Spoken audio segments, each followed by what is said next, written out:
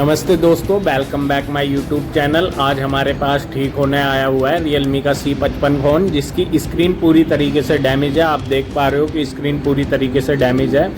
आप इस वीडियो को अंत तक देखना और हम आपको इस वीडियो में बताएंगे कि अगर आप Realme C55 की स्क्रीन टूट जाती है तो किस तरीके से चेंज कर सकते हैं। और हाँ दोस्तों, वीडियो पसंद आए तो लाइक एंड सब्सक्राइब ज़रूर करना। और दोस्तों, वीडियो को अंत तक जरूर देखना, आप सभी ठीक तरीके से चेंज कर पाएंगे। चलिए दोस्तों, स्टार्ट करते हैं। थैंक यू, वीडियो पूरी देखना।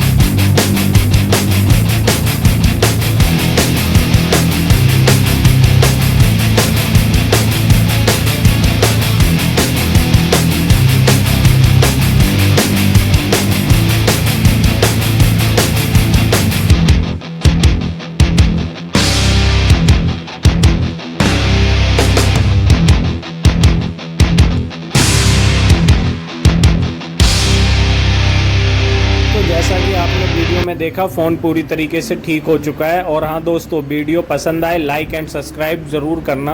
और दोस्तों, ये जो रबड़ बैंड है, आप इन रबड़ बैंड को 2 से ढाई घंटे में उतार सकते हैं। Thank you so much video देखने के लिए।